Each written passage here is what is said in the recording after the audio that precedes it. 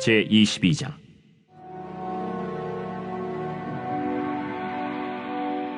그러므로 다윗이 그곳을 떠나 아둘람 굴로 도망하매 그의 형제와 아버지의 온 집이 듣고 그리로 내려가서 그에게 이르렀고, 환난당한 모든 자와 빚진 모든 자와 마음이 원통한 자가 다 그에게로 모였고, 그는 그들의 우두머리가 되었는데 그와 함께 한 자가 400명 가량이었더라. 할렐루야. 오늘도 거룩한 주일 예배, 일부 예배에 나오신 여러분 모두를 주님의 이름으로 사랑하고 축복합니다.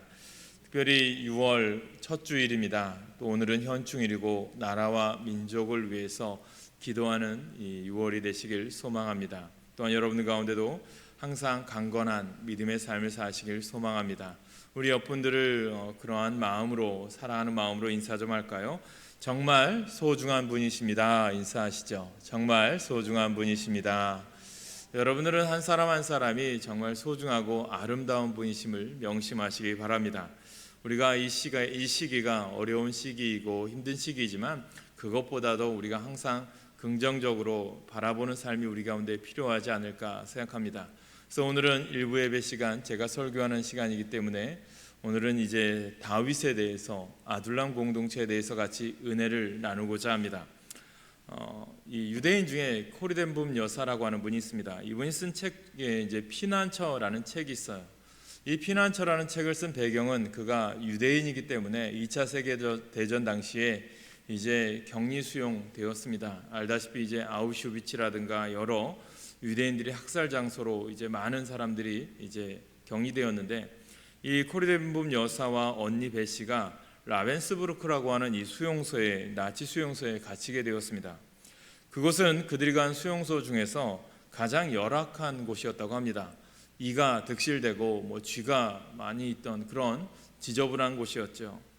그런데 그곳에 들어간 첫날 그들은 늘 그래왔듯이 이 언니가, 이 베시라고 언니가 이 수용소에 이제 수용되면서 몰래 가지고 간 성경이 있었다고 합니다. 그래서 그날의 성경을 몰래 이제 묵상한 내용이 뭐냐면 데살로니가전서 5장 내용이라고 합니다. 무슨 내용일까요? 항상 기뻐하라, 쉬지 말고 기도하라, 범사에 감사하라. 그런 말씀을 이제 묵상하게 되었다고 합니다. 언니 베시는 그 말씀대로 새로운 환경에 이제 모든 것에 대해서 감사의 기도를 드리고자 했습니다. 코리덴붐 이 동생은요, 어떻게 우리가 이러한 수용소에, 지저분한 곳에, 이가 득실되고 쥐가 이렇게 많은 곳에 왔는데 어떻게 우리가 감사할 수 있습니까? 언니에게 고집을 부렸다고 합니다. 그래도 언니가 계속해서 우리는 감사해야 된다라는 내용을 말을 해서 줘서 둘이 이제 감사의 기도를 드렸다고 합니다. 그리고 몇 달을 지냈는데 이상한 것은요, 그들이 이렇게 성경을 보는데도요, 이 나치 간수들이 자신들을 그렇게 관여하지 않는다라는 거예요. 그래서 안전하고 충실한 성경 공부와 그들은 어려운 가운데도 기도 모임을 가질 수 있었다고 합니다. 알고 본 일이지만, 나중에 안 일이지만, 그곳에 이들이 득실거리기 때문에, 또한 쥐들이 많기 때문에 간수들조차도 오기 꺼려했던 것입니다. 그들의 열악한 환경이 오히려 하나님과 가까워지는데 가장 좋은 것이 되었다라고 그는 저서에서 고백을 합니다. 이들의 열악한 환경이 비록 육신적으로는 고통스러운 것이었지만 영적으로는 하나님과 늘 가까이, 또 하나님 앞에 올바른 믿음의 삶을 살 수 있었던 기회가 되었다라고 고백을 한다는 거죠. 우리가 오늘 읽은 본문에 나오는 다윗도 이런 경험을 했습니다. 우리는 다윗이 사울을 피해 도망 다니는 모습, 우리가 성경을 통해서 알 수 있습니다. 아마 이스라엘의 영웅이었고 골리앗을 때려 눕혔고 사울의 군대 장관이 되었고 사울 왕의 사위가 되었습니다. 또 그의 아들인 사울 왕의 아들인 요나단과는 둘도 없는 친구입니다. 그가 사울 왕의 미움과 시기를 받아 쫓기는 몸이 되었죠. 그래서 인간적으로는 의지할 만한 것들, 또 지위를 다 잃어버리고 아내와 영적 스승, 친구마저도 다 잃어버리고 심지어는 인간적인 품위마저 잃어버린 채 목숨을 건지기 위해서 도망치는 신세가 되었죠. 그렇게 해서 간신히 몸을 피한 곳이 어디냐? 바로 오늘 본문에 이야기하는 1절에 얘기하는 아둘람 굴이었습니다. 우리가 1절에 보니까 그러므로 다윗이 그곳을 떠나 아둘람 굴로 도망하매라고 되어 있습니다. 이 아둘람 곳이 이제 지금의 성지순례 가는 사람들이 많이 있는데 이곳이 어디냐면 바로 가드라는 지역과 베들레헴 중간 지역, 이제 베들레헴은 이 다윗의 고향이기도 하죠. 그 근처를 가던 남동쪽 약 14km 지점으로 본래는 유다의 영토였는데 아마 이 다윗 당시에는 블레셋 지배하에 있었던 것 같습니다. 그래서 이곳에 숨었더니 이제 사울 왕이 쉽게 찾아오지 못했던 거죠. 그런데 이 동굴이 여러 개의 동굴로 뚫려져 있습니다. 그래서 한 곳 숨어 있으면 어디로 가야 될지 몰라요. 여러분, 동굴이라는 곳이 쉽게 피할 수 있는 곳이다라고 생각할 수 있겠지만 사람이 살기에는 적합한 곳이 아닙니다. 거기에는 공기도 잘 안 통하고요, 빛도 없으며 먹을 것과 마실 것은 물론 화장실 문제도 해결이 안 되는 열악한 곳이었습니다. 말하자면 사람으로는 살 곳이 못 됩니다. 이제 제가 요즘 이제 유튜브로 성지순례를 보는데 또 이런 곳이 어디였냐면 이제 터키에 가면 가파도기아라는 곳이 있어요. 예, 이제 그곳에 가면 어떤 곳이 있냐면 꼭 이제 성지순례 가면 들려야 되는 곳이 뭐냐면 이 초대교인들이 이 로마의 압제와 핍박을 피해서 숨었던 곳이 있어요. 근데 그 지역의 도시가 겉으로 보기에는 아무런 별다른 없는 도시였어요. 그런데 그곳에 가면 지하로 뚫린 굴들이 있습니다.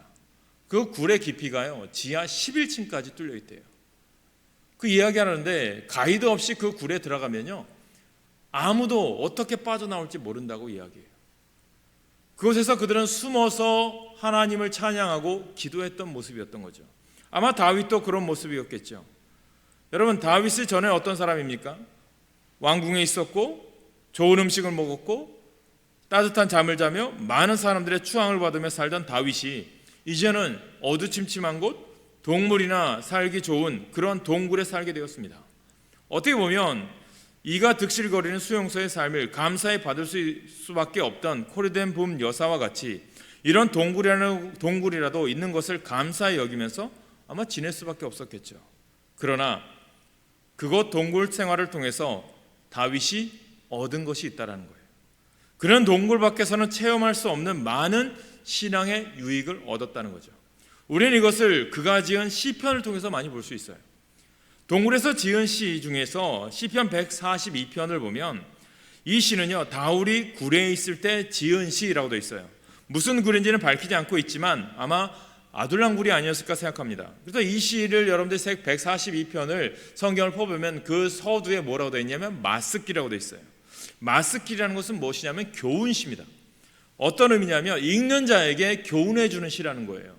그러니까 다윗이 이 시를 썼을 때 어떤 내용이냐, 그가 평탄한 삶과 좋은 삶이 아니라 어려움과 고난 가운데 있을 때 하나님이 이 굴 속에서도 나를 깨닫게 하신 하나님이 있었기에 살아갈 수 있음을 고백한 시가 시편 142편이라는 거죠. 사랑하는 여러분, 오늘 우리가 이 다윗을 통해서 또한 사무엘상 시 22장 1절과 2절을 통해서 그가 아둘람굴을 통해서 그가 처절한 어떻게 보면 도망자의 신세에서 어두침침하고 습기가 가득한 곳에서 그가 깨달을 수 있었던 교훈은 무엇일까? 오늘 우리들이 이 코로나19라고 하는 상황 가운데 아니면 여러분들이 가정에 또 여러분들이 일터에 상업장에 어려움이 있고 고난이 있는 이 상황 가운데 하나님이 우리에게 원하는 것이 무엇일까? 하나님이 이 어려운 가운데 우리에게 주시는 메시지가 무엇일까? 이것을 여러분들이 오늘 이 시간에 깨닫기를 바랍니다. 다윗은요, 이 아둘람 굴을 통해서 깨달은 것은 무엇이냐면 첫 번째 가장 중요한 게 뭐냐면 기도보다 더 중요한 것이 없음을 그가 깨달았다는 거예요. 여러분, 시편 142편을 말씀드렸지만 1절과 2절은 이렇게 고백을 해요. 내가 소리내어 여호와께 부르짖으며 소리내어 여호와께 간구하는도다. 내가 내 원통함을 그의 앞에 토로하며 내 우환을 그의 앞에 진술하는도다. 제가 이번 주에 이제 다음 주 수요일 날 이제 다윗에 대해서 인물 강해를 이제 녹음을 했는데 다윗의 특징이 뭔지 아세요? 항상 여호와께 묻자와 아뢰되. 그에게 있어서 가장 아름다운 왕이었던 것은요, 그가 통일 왕국을 이루었고 또한 군사적으로 강대했고가 위대한 게 아니라요, 항상 그는 어떤 삶과 어떤 일이 있을 때마다 항상 여호와께 묻자와 이르되. 저는 여러분들 삶 속에서 어떤 환경, 좋을 때나 또 오늘 이럴 때나 항상 믿음의 삶이 여호와 앞에 묻자와 이르되 하나님을 가까이 하는 신앙이 되시길 간절히 축원합니다. 다윗이 오늘 아둘람굴에서 가장 깨달은 게 뭐예요? 다윗이 소리를 내어 부르짖고 여호와께 기도하는 모습이었다는 거죠. 그의 마음을 쏟아놓고 간절히 간구하는 모습이에요. 여러분 알다시피 오늘 본문을 우리가 읽었잖아요. 여러분 아둘람굴에 숨어 들어왔는데 이곳에서 여러분 어떤 사람들이 모였죠? 2절에 이렇게 얘기하잖아요. 환난당한 모든 자, 빚진 모든 자, 마음이 원통한 자, 이런 사람들이 다 모인 거예요. 그런 상황 가운데 아니 자기 모습을 보아도 자기 처지도 정말 보잘것없는 신세인데 좀 주변에 괜찮은 사람들이 와서 나에게 도움을 주면 어떨까라는 생각이 들지 모르겠는데 뭐 이 사람들을 보니까 나보다 더한 사람들인 거예요. 그러니까 다윗이 이 속에서 깨달은 게 뭐예요? 이 속에서 내가 더욱더 해야 될 일은 하나님 여호와를 간구하는 자가 되어야 되겠다. 내가 믿음으로서 나보다 더 어려움 당한 저들을 믿음으로 이끌어야 되겠다. 그 믿음으로 그들의 지도자가 되었습니다. 그래서 나중에 알지만 여러분 여기에 모인 400명이 통일 이스라엘의 기초가 되는 이스라엘의 동역자가 됩니다. 다윗의 동역자가 됩니다. 저는 여러분들 모두가 하나님 나라의 동역자가 되시길 간절히 축원합니다. 사랑하는 여러분, 안타깝게 우리는 평상시에는 그렇게 기도하는 분들이 없는 것 같아요. 왜 그런지 압니까? 아직 살만하기 때문인 것 같아요. 우리 모두는요, 급해야 기도가 나오고 어려워야 기도가 간절해진다고 이야기를 해요. 여러분 1968년에 미국 뉴욕으로 향하던 한 비행기가 문제가 발생했어요. 출발지에서 무사히 이륙을 하고 목적지까지 잘 날아온 비행기가 막상 착륙을 하려고 하는데 랜딩 기어가 내려가지 않는 거예요. 바퀴가 내려가지 않으니까 착륙할 때 그냥 동체로 착륙해야 되니까 어떨 것 같아요? 비행기가 이제 부서지거나 파괴되겠죠. 그럼 살 수 있는 사람이 얼마나 되겠습니까? 공중에서 빙빙 돌다가 몇 번으로 어떻게 하면 착륙을 잘할까 고민하다가 이제 비행장에도 비상이 걸린 거죠. 비행기 안에서 승무원들이 바삐 움직입니다. 기장의 목소리가 들리죠. 여러분, 우리는 이제 동체 착륙을 시도합니다. 안전벨트를 꼭 매주시고 모두 다 머리를 숙여서 무릎 사이로 넣으십시오. 그리고 임팩트가 나는 순간에 발목을 굳게 잡아주십시오 라고 기장이 반복하면서 방송을 해요. 그때 마지막으로 기장이 또 한마디 해요. 이제 우리는 마지막 착륙을 시도합니다. 이 순간 저는 제네바 국제항공 규약에 따라서 여러분들이 신을 믿는다면 지금이야말로 여러분들이 기도해야 될다라는 사실을 알려드리는 바입니다. 사람들이 아마 제각기 자기들이 믿는 신들에게 간절히 기도했겠죠. 물론 기독교인이라면 하나님 앞에 간절히 기도했겠죠. 그런데 다행히 비행기는 동체 착륙에 성공합니다. 아무 다친 사람도 없이 또 기체에도 큰 손상이 없이 무사히 착륙을 했다고 합니다. 그 다음날 승객의 가족 중에 한 사람이 그 기장이 인용했던 기도의 규약에 대해서 비행기 회사에 한번 물어봤다고 합니다. 그랬을 때 아무도 거기에 대해서 관심을 표하지 않더라는 거예요. 막상 위급할 때는 그렇게 심각하게 인용되었던 기도의 규약이 사고가 없을 때에는 아무도 거들떠보지 않는 문구라는 것입니다. 오늘 우리들도 기도에 대한 말씀을 아마 여러 번 들으셨을 거예요. 적어도 그리스도인들이라고 하면 기도에 관한 말씀 몇 마디 정도는 다 기억하고 계실 거예요. 그러나 우리는 과연 기도하고 계십니까? 전심을 기울여 기도하고 계십니까? 그러지 못합니다. 왜 그럴까요? 비상시가 아니기 때문이겠죠. 그러나 우리에게 비상사태가 벌어지면 그때는 우리가 기도하지 않을 수 없게 됩니다. 코로나19라고 하는 이 시대 속에서 하나님 우리에게 원하는 것은 뭘까요? 하나님의 사인이 있어요. 분명히 하나님께서 우리에게 주님을 바라보고 기도하라고 하는 믿음의 사람들에 대한 하나님의 놀라운 결단을 요구하는 하나님의 메시지가 아닐까 생각해 봅니다. 제가 미국에 있을 때 지진이 몇 번 일어났어요. 근데 그때 몇 분 아는 목사님과 이야기를 나눴는데 이상하게 지진이 좀 몇 번 일어나면 그 주일에는요 교회에 모이는 숫자가 달라진다는 거예요. 성도들의 헌금 액수가 달라진다는 거예요. 무엇보다도 새벽 기도에 참석하는 사람의 숫자가 달라지고 새벽 기도회 때 드리는 기도의 소리가 달라진다는 거예요. 그런데 참 재미있는 것은요 그 후에 몇 주, 몇 달이 지나면 이것이 다시 원상복귀가 되더라는 거예요. 그래서 목사님들끼리 자주 하는 말이지만 하나님이 심하게 지진을 일으키시면 좀 곤란하고 가끔씩 적당하게 흔들어 주셨으면 좋겠다. 그런 얘기를 하곤 했어요. 어떤 의미입니까? 우리 사회는 어떨 것 같아요? 아마 우리나라가 1997년에 IMF 때 아마 많은 성도들이 교회 와서 기도했던 것 같아요. 얼마나 간절했습니까? 회사가 어려움을 당하고 많은 구조조정과 어려움을 겪었죠. 아마 새벽 기도에도 나와서 많은 분들이 기도했던 것을 기억을 합니다.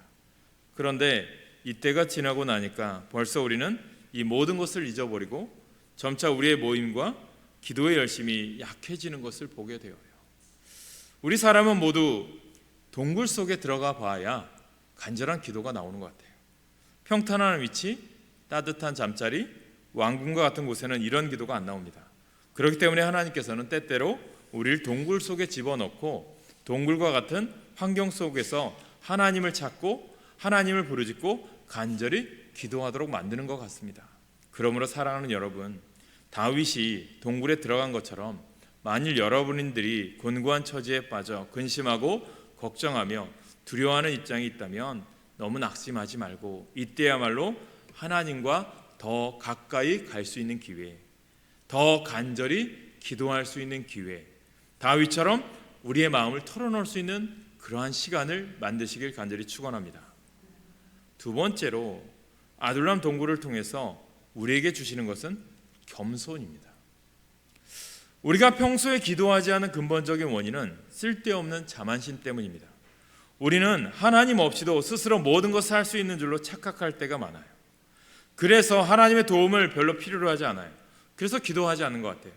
그러나 동굴의 체험을 하고 나면 우리가 얼마나 연약한 존재라는 사실을 알게 됩니다. 또 하나님 아니면 우리는 아무것도 할 수 없다는 것을 절감하게 될 때가 있죠. 다윗도 그랬어요. 어쩌면 다윗은 승승장구하며 잘 나갈 때 자기 힘으로 그렇게 되는 줄로 착각하기 쉬웠을 거예요. 자기가 잘 싸워서 그렇게 된 줄로 알아요. 그러나 동굴에 들어와 보니까 자기 힘으로 할 수 있는 것이 하나도 없는 것을 다윗이 깨닫게 되죠. 자기는 무력한 존재임을 알게 되죠. 그래서 우리가 시편 142편 5절을 보면 오른쪽을 살펴보소서 나를 아는 이도 없고 나의 피난처도 없고 내 영혼을 돌보는 이도 없나이다. 또 6절에도 보니까 나의 부르짖음을 들으소서 나는 심히 비천하니이다. 나를 핍박하는 자들에게서 나를 건지소서 그들이 나보다 강하니이다. 이렇게 다윗이 고백을 해요. 다윗이 전에는요 정말 잘 나가던 사람이잖아요. 하는 일마다 형통했어요. 그가 나가서 싸우기만 하면 이기고 돌아왔어요. 그랬을 때 다윗의 마음속에는 자기가 잘나서 그런 것으로 착각할 수 있었겠죠. 자신이 지혜롭고 힘이 세서 전쟁에서 이기는 것이라고 착각했을 거예요. 아마 이 상태대로 그가 왕이 되었다면 아마 자기 눈앞에 보이는 자가 없었을 거예요. 여러분 다윗의 인생에서 배울 수 있는 것이 무엇입니까? 교만했을 때 하나님이 그들을 치시잖아요. 알다시피 그가 잘 나갔을 때 밧세바를 범하게 되고 또한 자기가 잘 나갔을 때 인구조사를 해서 하나님께 철저하게 책망을 듣잖아요. 하나님이 이렇게 깨닫게 하신다는 거죠. 그러므로 전도서의 기자처럼 내가 형통할 때 내 자신이 주님 안에서 기뻐하고 내가 공고할 때 내 자신의 뒤를 되돌아보면서 하나님이 지금까지 인도하셨던 것을 항상 기억하는 삶을 살기를 주님은 원하신다는 거죠. 하나님께서 왜 다윗이 형통한 삶을 살다가 이렇게 아둘람굴로 피난하게 하셨을까요? 그 속에서 하나님의 섭리를 알게 하시는 거죠. 너의 인생 내가 이끌어가는 게 아니라 내가 이끌어가는 거야. 너는 하나님 나만 의지하고 나 살기를 바래. 그래야 내가 형통한 길을 걸어갈 수 있어 라고 하는 교훈을 준 거죠. 다윗이 이것을 철저하게 깨달음으로 겸손해지는 거예요. 우리의 삶도 마찬가지입니다. 내가 잘 나갈 때, 내가 형통할 때, 사업이 잘 될 때, 가정의 모든 일이 잘 될 때 여러분 더 겸손하고 주님을 의지하는 믿음의 삶을 사시길 간절히 축원합니다. 그렇기 때문에 다윗이 왕이 된 후에도 자신의 주체를 너무나도 잘 알았어요. 자기는 아무것도 아닌 것을 알았어요. 자신이 왕이 된 것이 하나님의 은혜인 줄 알았습니다. 이것을 깨닫게 하기 위해서 하나님은 다윗으로 하여금 아둘람굴이라는 곳에 가게 하신 거예요. 우리 인간의 가장 고질적인 문제는 뭘까요? 교만이에요. 교만이라는 것은 하나님 없이도 잘 살 수 있다고 생각하는 마음이에요. 사람들이 복음을 받아들이지 않는 이유가 어디에 있는 줄 아세요? 하나님의 은혜가 아니고는 자기 힘으로 구원받을 수 있는 줄, 하나님의 은혜가 아니고도 하나님 아니고도 내 마음대로 내 힘으로도 구원받을 줄 아는 착각이에요. 이것이 교만입니다. 이 세상에 자기 힘으로 구원받을 수 있는 사람은요 아무도 없습니다. 성경에 의인이 없나니 하나도 없다라고 했습니다. 하나님 앞에서 구원받을 수 있을 정도로 의로운 사람은 하나도 없다는 말씀이에요. 그럼에도 불구하고 사람들은 자기 의로 구원받으려고 해요. 그 사람 마치 어떤 사람일 것 같아요? 수영해서 내가 태평양 건널 수 있거라고 건널 거라고 착각하는 거죠. 아무리 수영을 잘해도 태평양을 건널 사람은 없어요. 그래서 우리는 배를 타야 하고 구조선을 타야 하는 거예요. 마찬가지로 우리가 구원받으려면 하나님의 은혜를 받으셔야 돼요. 값없이 주신 하나님의 은혜를 받아들여야 돼요. 예수 그리스도를 영접해야 되는 거예요. 이것이 뭐예요? 믿음이라는 겁니다. 믿음. 여러분 혹시 이 자리에 좋은 가정에서 아무 걱정 없이 순탄하게만 자라는 사람이 있다면 가장 빠지기 쉬운 함정이 내가 잘나서 혹은 내가 그럴 만한 자격이 있어서 그런 것으로 착각을 해요. 금수저다라고 하는. 여기에서 깨어나야 됩니다. 하나님이 어려움을 겪게 하시고 곤고한 처지에 빠지게 하실 때는 실패를 경험하게 하고 좌절을 경험하실 때에 이는 우리로 하여금 자신을 바로 알도록 하기 위한 훈련임을 알아야 합니다. 내가 원하는 대로 되어지지 않아서 마음 아파하는 분이 계세요? 어떤 면에서 이것은 우리로 하여금 자신을 바로 깨닫게 하시고자 하는 하나님의 훈련이에요. 나를 겸손하게 만들고자 하나님의 계획이라는 거죠. 이 실패의 경험 없이 동굴의 체험 없이 승승장구하며 잘 나가는 사람은 하나님이 누구냐고 말하기가 쉽지 않습니까? 그래서 하나님은 때때로 우리를 낮추시는 훈련하셔요. 동굴과 같은 어려운 여건과 열악한 환경 속에 빠뜨려서 그곳에서 자기 자신을 바로 볼 수 있도록 만드실 때가 있다는 거죠. 사랑하는 여러분, 하나님은요 교만한 자는 물리치세요. 그러나 겸손한 자에게는 은혜를 베푸시는 분이에요. 중요한 것은 내 환경이 어떠냐가 아닙니다. 지금 내 자신을 어떻게 보고 있느냐, 내가 얼마나 겸손해지느냐가 문제예요. 겸손해지기만 하면 하나님이 우리를 마음껏 쓰실 줄로 믿습니다. 하나님이 쓰시면 그 사람은요 성공하게 되어 있어요. 다윗이 동굴에서 바로 이런 체험을 하게 됩니다. 세 번째로 아둘람 동굴에서 다윗이 경험한 것은 하나님의 섭리를 깨닫게 돼요. 우리 시편 142편 3절 말씀이에요. 같이 읽겠습니다. 142편 3절 시작. 내 영이 내 속에서 상할 때에도 주께서 내 길을 아셨나이다. 내가 가는 길에 그들이 나를 잡으려고 올무를 숨겼나이다. 다윗은 비록 마음이 상했을 때에도 하나님께서 자기의 길을 알고 선하게 인도하고 계신다는 사실을 알았어요. 이게 우리에게 필요한 거죠. 그래서 그는 계속해서 하나님을 의지하는 거죠. 그러한 그의 신앙은요 적중했어요. 나중에 보니까 그의 동굴 생활은 잠깐 동안의 하나님의 훈련이었다라는 거죠. 그런 훈련이 없었다면 그가 하나님이 기뻐하시는 왕이 될 수 없었던 것을 깨달은 거죠. 결국 하나님은 그를 더욱 귀하게 쓰시기 위해서 동굴 훈련을 시키신 것을 알게 된 거죠. 그러니까 여러분, 우리들이 이 시대가 교회가 어렵고 힘든 시기인 거 알아요. 여러분들도 경제적으로 어려운 시기인 거 다 알아요. 또 이런 데도 잘 되는 분들도 있는 것도 알아요. 하나님 왜 이런 훈련을 우리에게 시키실까? 항상 기쁠 때나 힘들 때나 어려울 때나 항상 여호와 하나님을 의지하고 바라보라는 훈련입니다. 교회도 마찬가지죠. 예배에 대한 소중함 여러분들 기억하십니까? 교회에서 나누고 교제함의 소중함을 아십니까? 우리는 어느덧 1년 6개월이라는 세월 동안 교회에서 식사를 하지 못하고 교제하는 것에 정말 너무나도 이제는 익숙해져 가는 것이 안타깝습니다. 왜 이런 상황을 우리에게 훈련을 시키실까? 분명한 것은 예배에 대한 소중함과 교제에 대한 소중함을 알게 하시기 위함입니다. 우리들이 서로 대면하고 교제하는 모습이 우리 가운데 필요하다는 거죠. 그러므로 사랑하는 여러분, 특별히 다윗처럼 동굴과 같은 상황에 처해 있는 분들이 있다면 환경과 어려움 때문에 너무 실망하고 낙심하지 마십시오. 시편 119편의 71절 말씀에 보면 고난당한 것이 내게 유익이라 이로 인하여 내가 주의 율례를 배우게 되었나이다. 코르덴붐 여사가 언니 베시와 함께 수용소에서 어렵고 힘든 상황 가운데 있지만 그가 성경을 볼 수 있고 말씀을 읽을 수 있고 나눌 수 있고 기도할 수 있는 것에 감사함을 여겼어요. 어떻게 그런 환경에서 감사할 수 있겠습니까? 믿음이 있기에 가능한 거죠.